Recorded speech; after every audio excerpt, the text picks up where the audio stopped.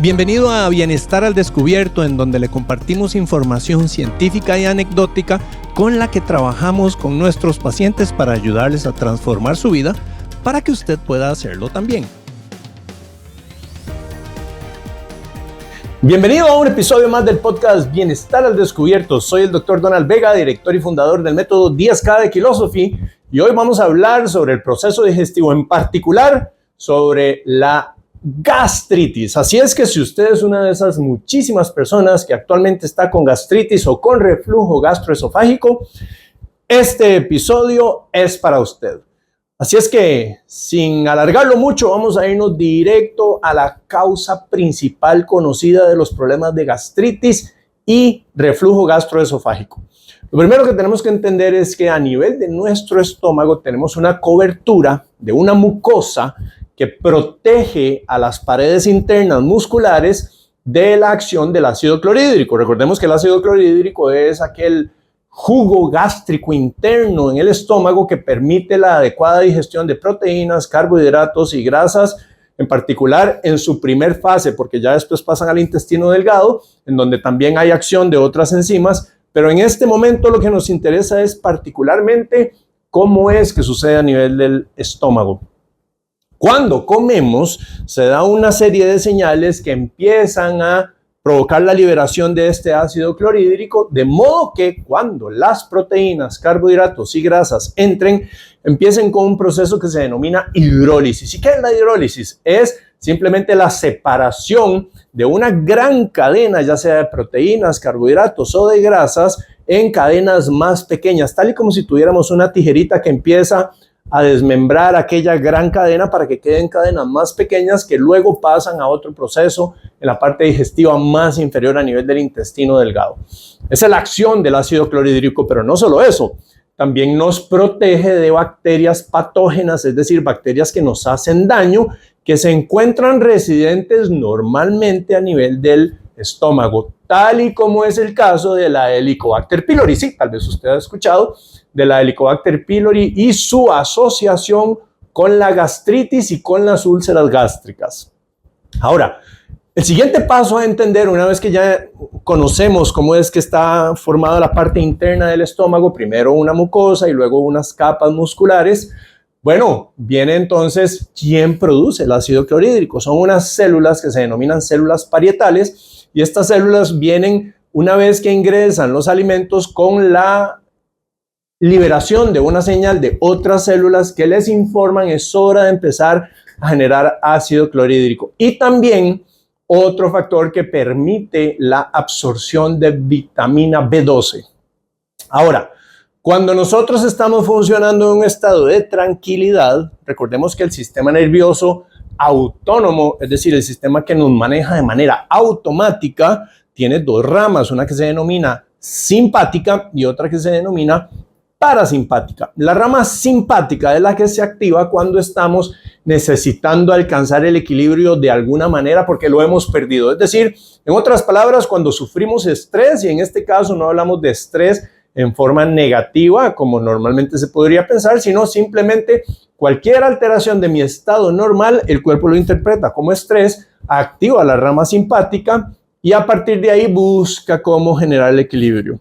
Entre algunas de las cosas que suceden cuando activamos la rama simpática del sistema nervioso autónomo es que toda la energía que está dedicada a la parte digestiva, así como a la parte de reproducción y regeneración de tejidos, empieza a desviarse a procesos internos para defendernos a nivel del sistema inmunológico, así como energía para que esté continuamente en circulación porque estamos escapando de una situación potencialmente mortal. Y esa es la función de la rama simpática. Entre otras cosas, hace que se nos cierre la pupila, se acelere el latido cardíaco, las arterias se cierren un poquito para que aumente la presión en que estamos entregando sangre a todos los tejidos y por ende también los diferentes nutrientes. Y, repito, el sistema digestivo empieza a bajar en intensidad o se puede detener, así como el proceso reproductivo y todo lo que tiene que ver con regeneración. Por eso,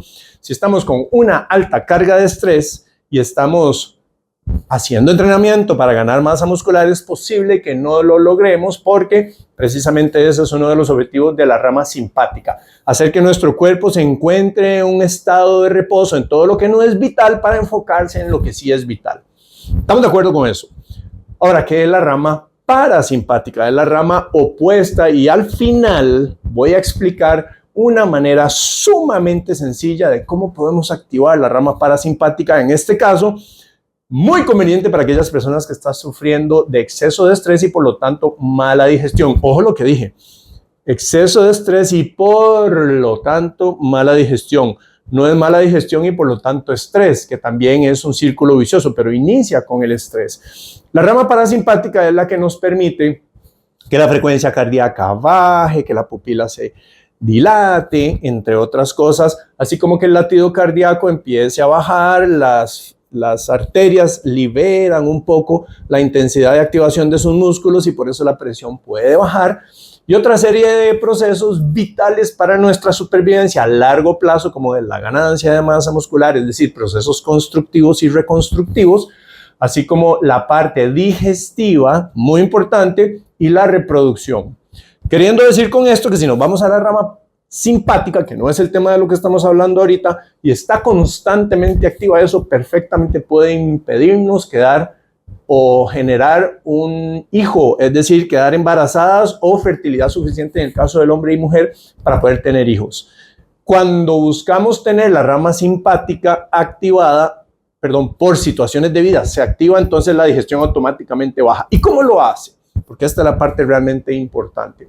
Hay una conexión entre cerebro y nuestro intestino, y cuando hay una activación del mecanismo de estrés, hay una reacción en donde el grosor de la película mucosa, en donde están las células parietales que liberan el ácido clorhídrico para la digestión, pero que además esta mucosa nos protege de la potencial irritabilidad que podría generar el ácido clorhídrico en las paredes internas del estómago. Esta pared de mucosa empieza a bajar en grosor y con eso suceden dos cosas negativas. Número uno, no estamos produciendo suficiente cantidad de ácido clorhídrico porque en esa mucosa es donde se encuentran las células parietales y si la mucosa baja, la concentración de células parietales también baja. Entonces producimos menos ácido clorhídrico y aquí voy a decir una clave porque si usted sufre de gastritis, normalmente le han dicho que eso es por exceso de ácido, entonces tiene que consumir un antiácido o un inhibidor de la bomba de protones, ¿cierto? Pero aquí el tema es que en la gran mayoría de los casos, y ahorita voy a hablar cuándo son las excepciones, cuando hay una sensación de gastritis y de reflujo gastroesofágico con un contexto de estrés, tiende a ser más causado por baja cantidad de ácido clorhídrico. Pero ya vamos ahí, no nos adelantemos. La segunda cosa que sucede es que como el grosor de la pared empieza a bajar, entonces empieza a haber acción del ácido clorhídrico, aunque sea poco, y empieza a irritar la pared del estómago.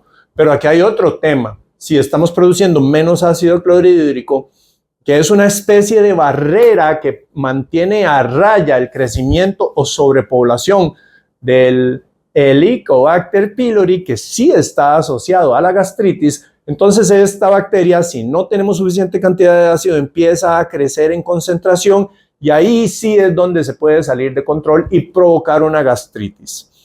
Entonces, repito, si estamos con alto nivel de estrés, se activa la rama simpática, se le informa internamente al estómago que hay una situación de estrés y básicamente el proceso digestivo empieza a bajar y consecuencia de esto, la mucosa pierde grosor, las células parietales, que son las que liberan ácido clorhídrico para que haya una adecuada digestión, están bajando en concentración también. Ese grosor al bajar de la mucosa deja expuesta la pared muscular del estómago, las membranas internas que empiezan a irritarse y además entonces se le permite crecimiento porque siempre tenemos en la mayoría de los casos Helicobacter pylori, pero ella trabaja en una relación simbiótica, excepto cuando ya empieza a crecer excesivamente, que es cuando baja la pared de mucosa, grosor, y además hay menos producción de ácido clorhídrico porque el ácido clorhídrico es un factor protector que no permite que esta bacteria empiece a crecer en excesiva cantidad. También hay una relación ahí con una molécula que se llama la urea,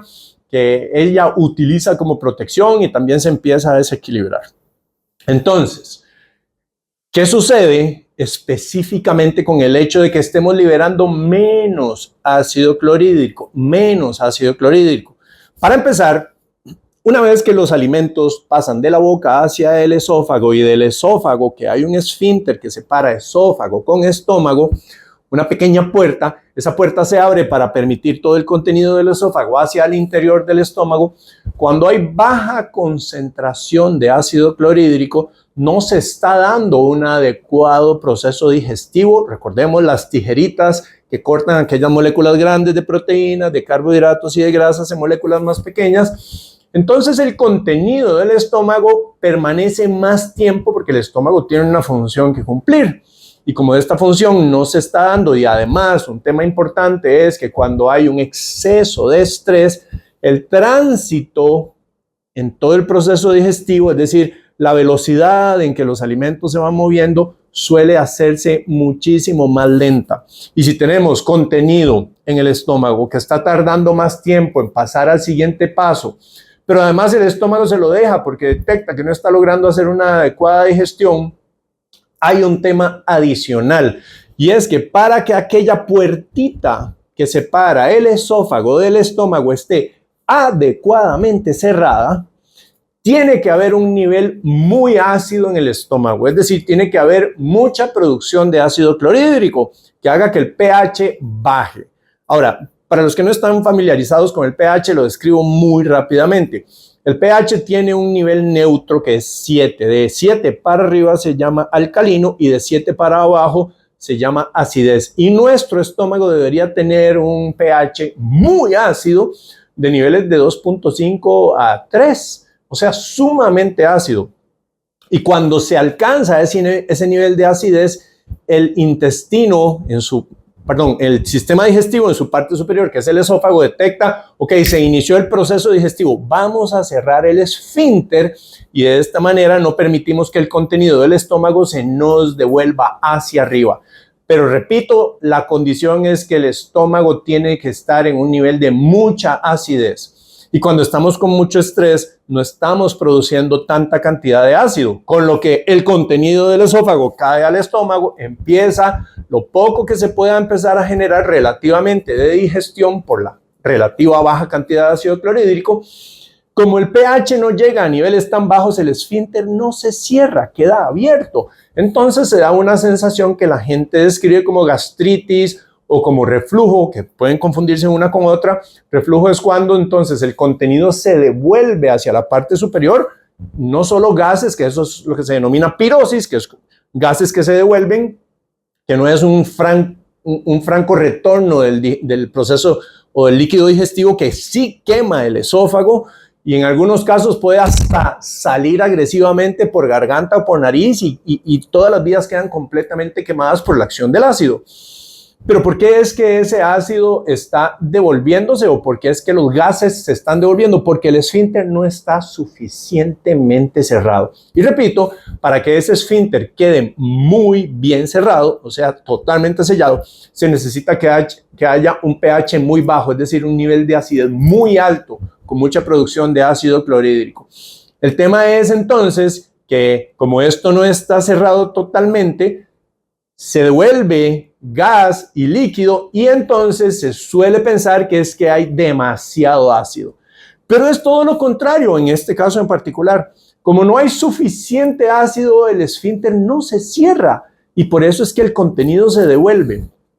Y bueno, esto es un comentario, no le estoy diciendo que vaya a probarlo, pero en algunos casos, cuando esta es la razón, de hecho, parte de la intervención que nosotros utilizamos es manejar algunos factores que produzcan mayor nivel de acidez, como por ejemplo, les voy a mencionar uno, el vinagre de manzana. El vinagre de manzana es ácido y una persona que está con acidez y se debe precisamente a que el esfínter no está cerrado porque no hay suficiente nivel de acidez, se consume una cucharada, por ejemplo, y ojo, no estoy diciendo que lo vaya a hacer porque esto se debe hacer controlado en clínica para saber si es o no, por algo que ya voy a mencionar más adelante.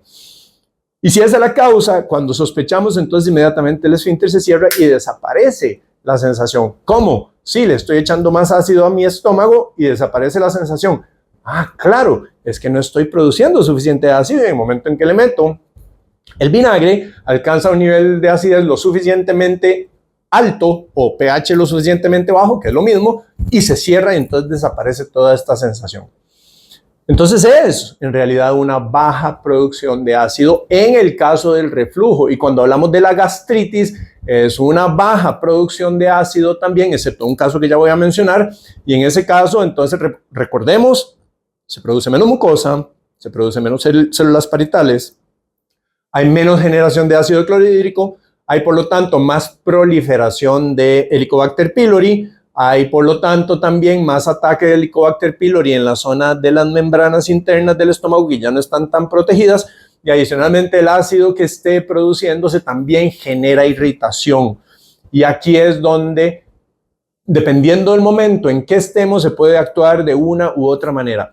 De hecho, es parte de lo que nosotros hacemos en el programa Kilosophy Digestivo. Bueno, si usted tiene problemas en relación a la parte digestiva y le gustaría que le ayudemos en este sentido, por supuesto que lo podemos hacer. Solo nos manda un WhatsApp al 7277-6066, ya sea en Costa Rica, presencial o virtual en cualquier otra parte del mundo. Nosotros le guiamos en exactamente qué hacer para el proceso digestivo, porque atacamos todas las vertientes, que en este caso me estoy concentrando solo en la parte del estómago y relación con el estrés. Entonces, en ese caso, como hay más proliferación de la Helicobacter pylori, y si está muy avanzado, ahí sí probablemente se tenga que hacer una intervención con algún antibiótico para poder controlar esa población, y después empieza con la regeneración por otro lado. Pero aquí entonces el tema es, y voy a explicar en qué casos puede uno sospechar que sí es una gastritis ya con irritación versus una devolución del contenido del digestivo hacia el esófago, que la persona podría decir es una gastritis porque me arde, pero en realidad es la zona baja del esófago donde se está dando una irritación por la acción del ácido clorhídrico que no debería estar ahí. Que dicho sea de paso, eso es frecuente también que suceda sin que haya toda esta patología que estoy diciendo anteriormente de baja producción de ácido clorhídrico, pero que también una baja producción de ácido clorhídrico podría exacerbarla. Es cuando se da una condición que se denomina una hernia hiatal, es decir, que tenemos un músculo que se denomina el diafragma, que es un músculo que cuando respiramos y el aire entra, él se aplana, y cuando soltamos el aire, él se pone en forma de domo. Okay, esa es una, digamos, una diferencia o hay una frontera natural entre el contenido del tórax, en donde también está el esófago, y el contenido abdominal, en donde también está el estómago. Eso es como una barrera natural. Y en algunos casos la hernia hiatal es que un pedacito del estómago se va hacia arriba.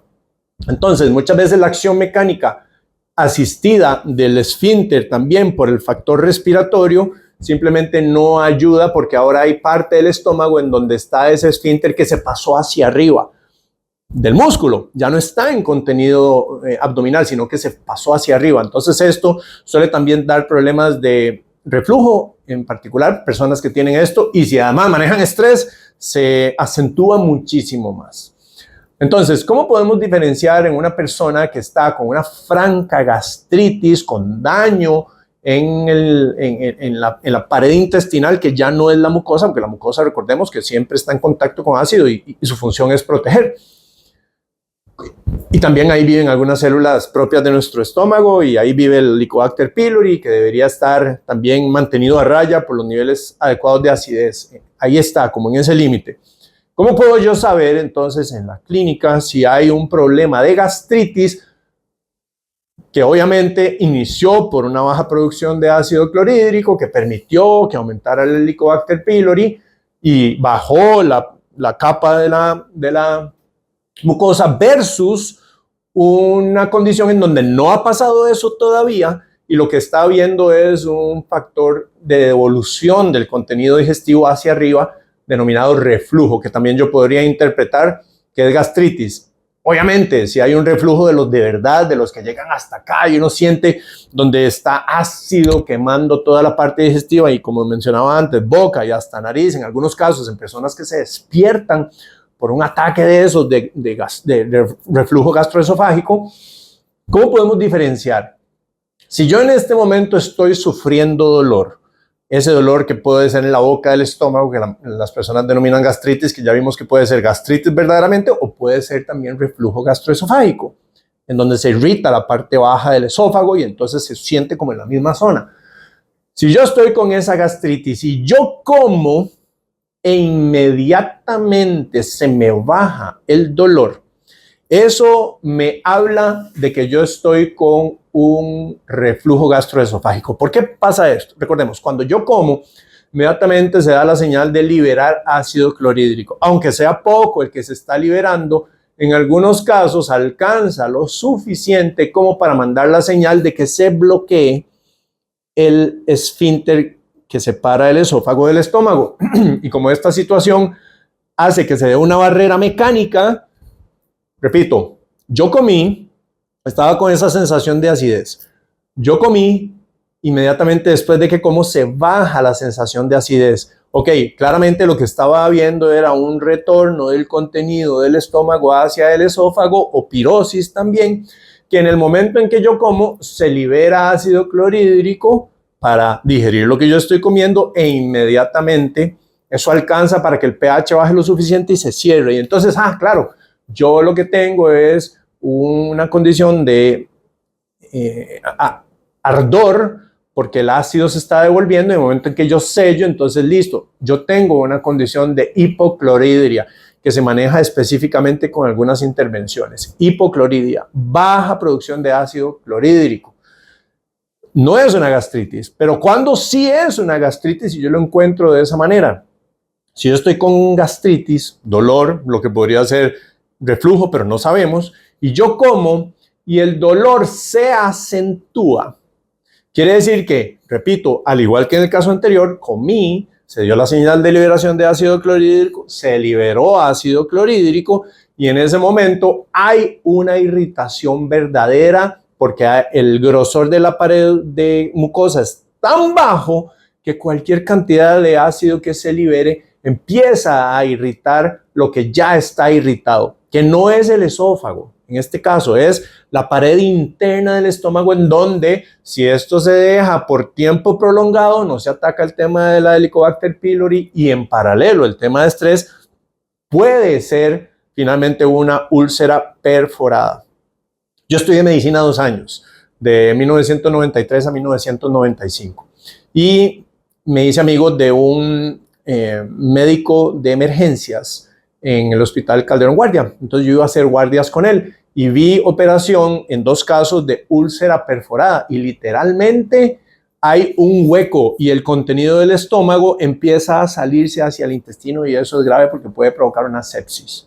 Entonces, aquí hablamos de que efectivamente si yo como y se me acentúa, puedo pensar que esto se trata entonces de una gastritis real con irritación de la pared estomacal y si eso se prolonga y yo no manejo adecuadamente toda esta condición, entonces empiezo a erosionar esa pared que ya no es mucosa, ahora es la pared muscular y ahí es donde puedo generar una úlcera gástrica perforada, que eso sí es una situación de emergencia, hay que salir corriendo a operar.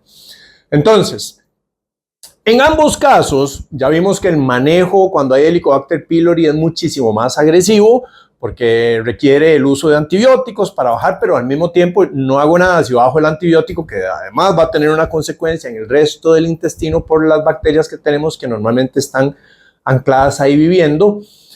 No solo eso es lo que yo debo hacer, tengo que hacer un trabajo paralelo para restituir, una vez que la mucosa se ha regenerado, la función gástrica adecuada con suficiente ácido clorhídrico. Recordemos, en este caso no se generó por un exceso de ácido, se generó más bien por muy poco ácido que permitió la proliferación de la Helicobacter pylori porque el ácido mantiene a raya la Helicobacter pylori y si no hay mucho ácido, entonces la Helicobacter se hace más grande y ahí es donde empieza el problema. Ambos se generan por la misma situación, hipoclorhidria.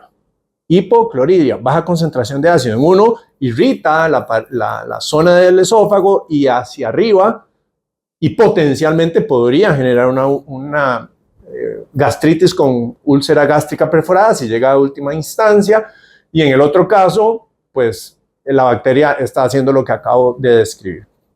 Ok, hablando del manejo, les voy a hablar nada más de uno de los factores que se manejan, que es posiblemente el primer paso, y no solo para esto, sino para cualquier otro montón de condiciones, y es cómo manejo yo estrés. Es decir, cómo hago para conectar finalmente la rama del sistema nervioso autónomo parasimpática para que mi cuerpo entre en un estado de relajación y yo pueda, por lo tanto, favorecer un adecuado proceso digestivo con adecuada producción de ácido clorhídrico, que repito, nosotros ayudamos con otras acciones diferentes a lo que voy a mencionar, pero esto es un muy buen paso para que haya una adecuada producción.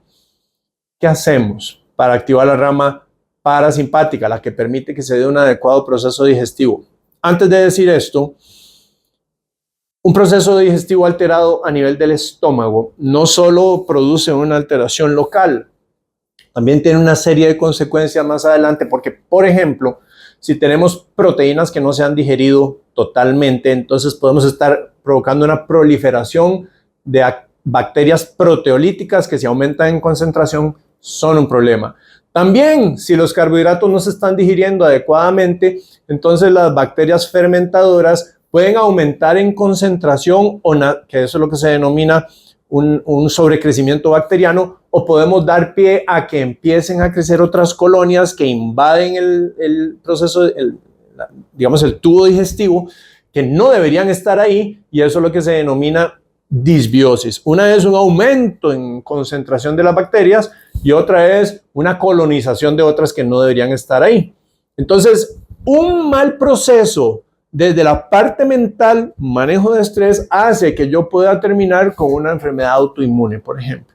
Porque uno de los causales de permeabilidad intestinal es precisamente los lipopolisacáridos, que son unas moléculas liberadas de la pared de la bacteria gram negativa que irrita las paredes del intestino y los enterocitos se separan, y eso, que se conoce como permeabilidad intestinal, ya produce toda una cadena de eventos que hemos descrito anteriormente que puede desembocar en una enfermedad autoinmune. ¿Y por qué están estos lipopolisacáridos en alta concentración?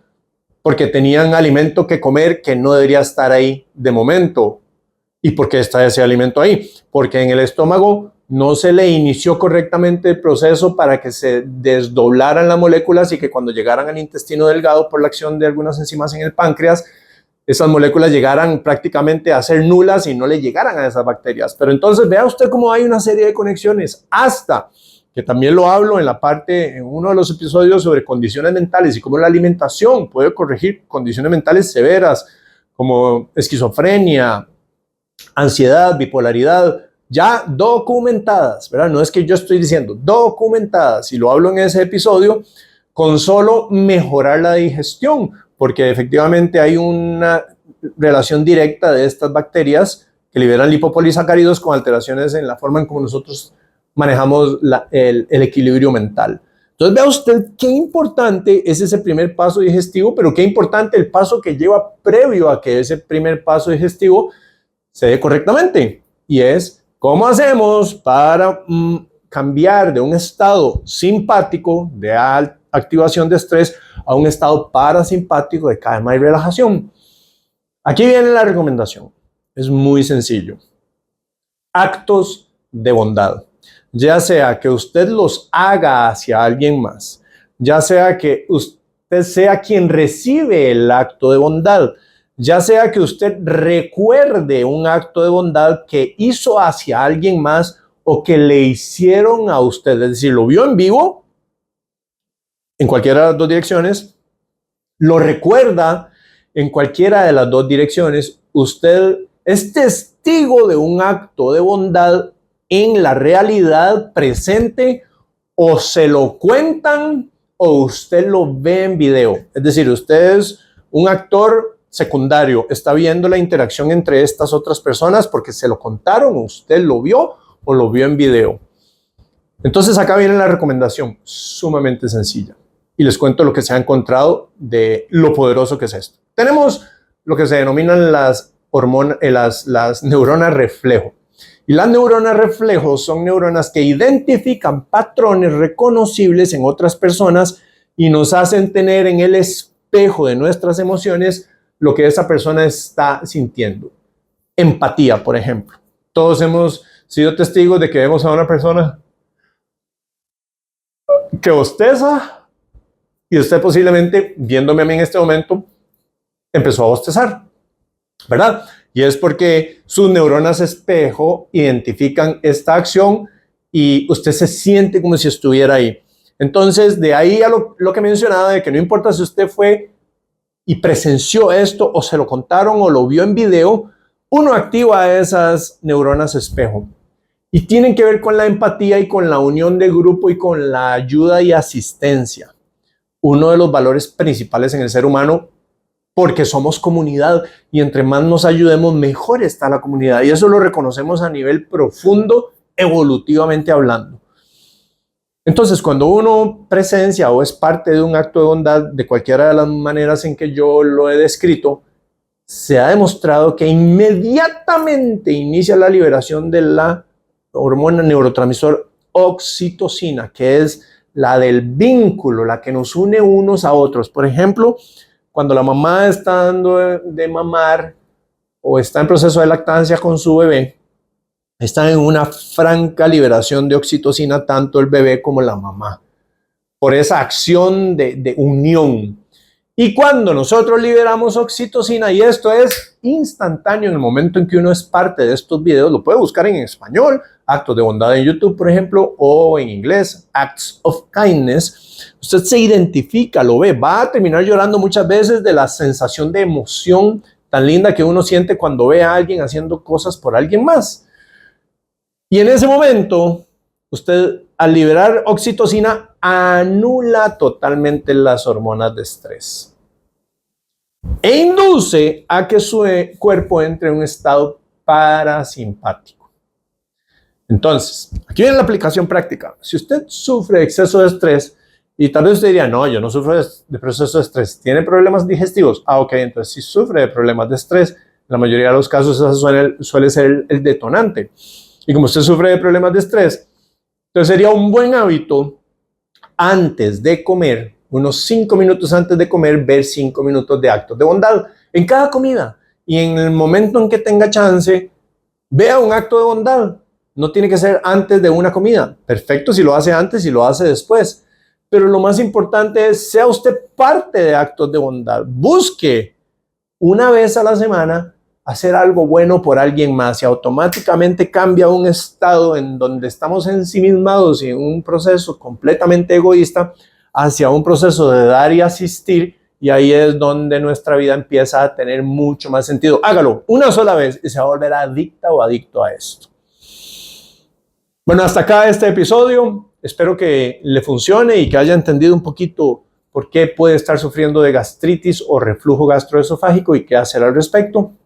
Puede encontrarnos en todas nuestras redes, Kilosophy-nutrición, que siempre digo, Kilosophy las redes sociales deberían ser, en realidad, Kilosophy-manejo de estrés, porque en eso es en lo que nos encontramos cada vez más. Trabajamos 10 áreas claves biológicas: luz del sol, ciclos de sueño, cargas electromagnéticas, pensamiento, respiración, hidratación, ejercicio, termoterapia, manejo de estrés, y finalmente el tema de alimentación, y es lo que tratamos acá en este podcast. Entonces puede explorar los episodios anteriores, y se lo mandaron, porque hablamos de todos estos temas y lo que buscamos es poner de manera descubierta el bienestar que muchas veces se encuentra como suprimido por ahí, con cosas muy fáciles que usted puede hacer.